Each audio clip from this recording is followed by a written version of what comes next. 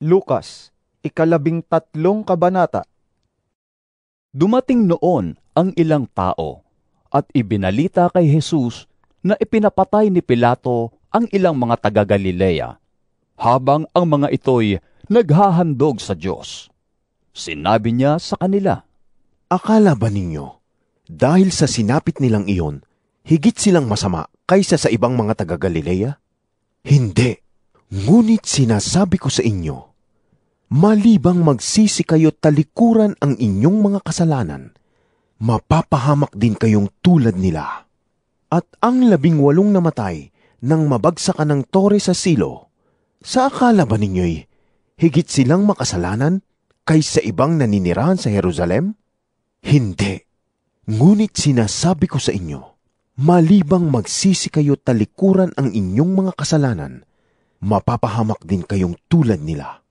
Sinabi pa sa kanila ni Jesus ang talinghagang ito, May isang taong may tanim na puno ng igos sa kanyang ubasan. Minsan, tiningnan niya kung may bunga ang puno, ngunit wala siyang nakita. Dahil dito, sinabi niya sa tagapag-alaga ng ubasan, 3 taon na akong pumaparito at naghahanap ng bunga sa punong ito, ngunit wala akong makita. Putulin mo na't nakakasikip lang iyan. Ngunit sumagot ang tagapag-alaga, Huwag po muna nating putulin ngayon. Huhukayan ko po ang palibot at lalagyan ng pataba. Baka sakaling mamunga na sa susunod na taon. Kung hindi pa, saka po ninyo ipaputol. Isang araw ng pamamahinga, si Jesus ay nagtuturo sa isang sinagoga. May isang babae roon na 18 taon nang may karamdamang sanhi ng isang masamang espiritu. Siya'y nakukuba at hindi na makaunat. Nang siya'y makita ni Jesus, tinawag siya at sinabi, Malaya ka na sa iyong karamdaman. Ipinatong ni Jesus ang kanyang mga kamay sa babae, at noon di nakatayo siya ng tuwid at nagpuri sa Diyos. Ngunit nagalit ang tagapamahala ng sinagoga sapagkat nagpagaling si Jesus sa araw ng pamamahinga. Kaya't sinabi ng tagapamahala sa mga tao, May 6 na araw na inilaan upang kayo'y magtrabaho. Sa mga araw na iyon, kayo pumarito upang pagalingin at huwag sa araw ng pamamahinga.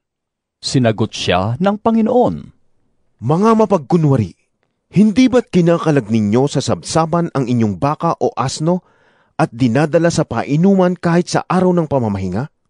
Ang anak na ito ni Abraham ay ginapos ni Satanas sa loob ng 18 taon.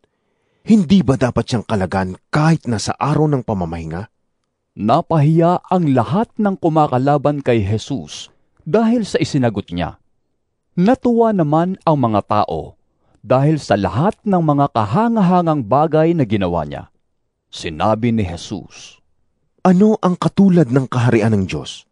Saan ko ito maihahambing? Ang katulad nito'y isang buto ng mustasa na itinanim ng isang tao sa kanyang halamanan. Ito'y lumaki hanggang sa maging isang punong kahoy at ang mga ibon ay nagpugad sa mga sanga nito. Sinabi pa ni Jesus, Saan ko ihahambing ang kaharian ng Diyos? Ito ay katulad ng pampaalsa na inihalo ng isang babae sa 3 takal na harina, kaya't umalsa ang buong masa. Habang nagpapatuloy si Jesus papuntang Jerusalem, siya'y nagtuturo sa bawat bayan at nayon na kanyang dinaraanan. Minsan, may nagtanong sa kanya, Ginoo, kakaunti po ba ang maliligtas? Sinabi niya sa kanila, Pagsikapan ninyong makapasok sa makipot na pintuan. Sinasabi ko sa inyo, marami ang magpupumilit pumasok, ngunit hindi makakapasok. Kapag tumayo na ang pinuno ng sambahayan at isinara na ang pinto, magtitiis kayong nakatayo sa labas at katok ng katok. Sasabihin ninyo, Panginoon, papasukin po ninyo kami!